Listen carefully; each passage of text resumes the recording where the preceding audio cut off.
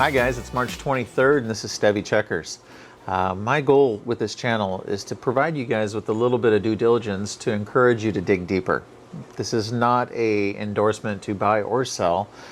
This is not a recommendation. This is just some information that I found intriguing that may help you want to go and learn a little bit more about this ticker. So with all that set aside, thanks again for joining us today and let's jump in. The starting point with 88 Energy, I believe, should start with Paul Basinski. Now, Paul Basinski is a world-renowned geologist, but he passed away in 2018. He's considered one of the fathers of fracking. He's referred to as the mastermind of one of the largest discoveries in Texas history. It's called the Eagle Ford Basin, and it's known as one of the richest oil fields in the world. What is the Eagle Ford Basin? Well, it's one of those chunks of land where they found a whole lot of oil and they put some commas in some people's bank accounts. Probably even change their zip codes too. Matter of fact, if you've seen Beverly Hillbillies, I'll give you a little bit of an idea of what could happen. Basinski passed away, but his vision didn't. And 88 Energy has taken the reins and gone forward with where this man said, hey, there's oil in them hills.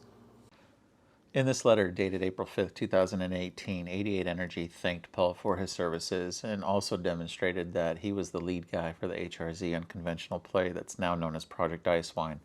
Remember that name because it's going to come up again here later. This diagram shows in 2008 when the Eagle Ford shale play came online that there was quite a few permits that were issued at its peak in 2014. It's tapered down quite a bit in 2022 in today's current date, but it's no secret what's going on in Russia. They need to find some oil somewhere with all the restrictions that are happening. Could this put Alaska on the map? Very well could.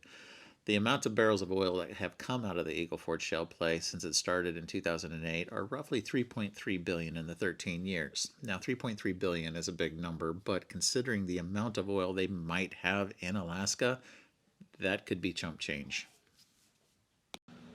So in an effort to dig a little bit deeper into 88's holdings, we're going to talk about the Peregrine, Icewine, and the Yukon regions. Please forgive me if I've mispronounced any of these names.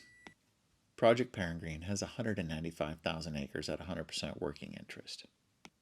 Project Icewine has 193,000 acres at 75% working interest. Remember that name, Icewine is going to come back up here shortly.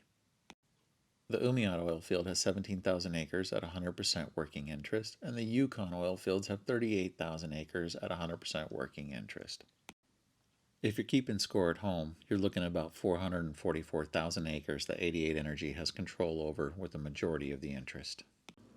Let's jump into the 195,000 acres known as Project Peregrine. This is where Merlin 1 and Merlin 2 wells are located.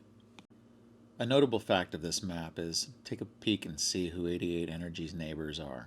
That purple area is ConocoPhillips. That's a big dog. They're players in this game called oil. Last year, 88 Energy spudded Merlin 1, and they successfully breached the N20, N19, and N18 pay zones, but due to equipment failure, they did not get into the targeted N14 zone. This week, the Arctic Fox rig successfully targeted all three of those pay zones in the Merlin 2 well. The rig responsible for drilling the Merlin 2 well is known as the Arctic Fox, and its capabilities are pretty much endless. It has the ability to drill as well as wire log on site. They expect in the next week that they're going to get a lot of information into the quality of oil in all three reservoirs that they have intersected. Here's where things get a little bit interesting. While 88 is going after the Merlin 2 pay, up north to their Icewine acreage is a company called Pantheon.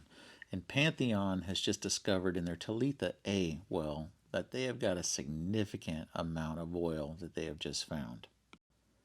Now here's the beauty of Pantheon's discovery. It's located just mere miles north of Project Icewine.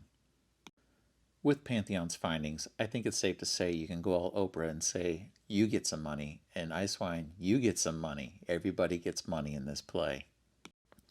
Does 88 need to go and rush and develop this land right now?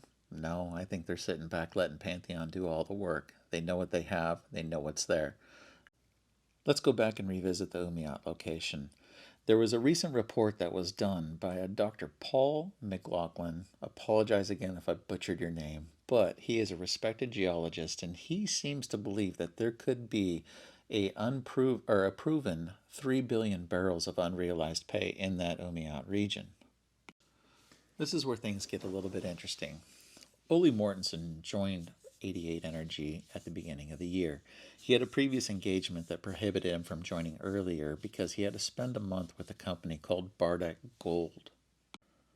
On the surface, this looks like that employee that's jumping around from job to job to job, but if you dig a little bit deeper, you'll find out what he accomplished in 1 month at Bardak Gold could be a game changer for 88 Energy.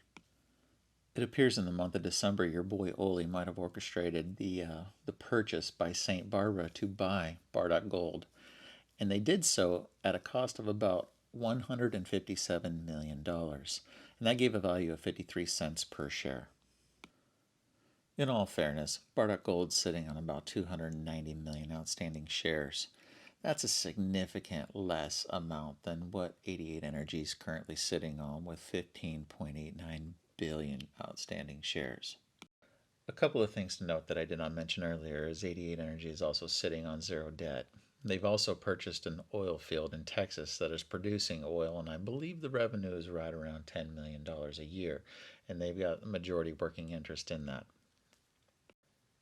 I think it's safe to assume that the revenue that's going to be achieved from that Texas oil field will probably go into more exploration wells to be dug up on the North Slope in Alaska. So with your boy Kenny Rogers overlooking you here, the gambler, this is one of those high risk, high reward type plays. And right now, things are kind of trending in the right direction. Another interesting tidbit is 88 Energy dropped their year-end financials prior to drilling the Merlin 2 well. I believe this strategy may be intended so that way any potential suiting company or buyout offer can take a look under the hood before they actually purchase the company. 88 Energy has made no bones about it. They are in exploration. Their intention is to find it and sell it. So that should just about wrap things up here. I hope this has been informative. Again, my goal is to just provide you with a little bit of due diligence so you can make your own assumptions and proceed with whatever works best for you and yours.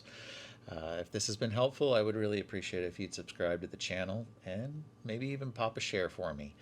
I plan on doing many more videos on many more companies, and if there's a company out there that you want to have highlighted and dig a little deeper in, please share those tickers with me underneath and I'll do the best that I can. Remember, I'm not a professional. This is just one man's opinion, and I'm happy to help, and I'm not perfect either.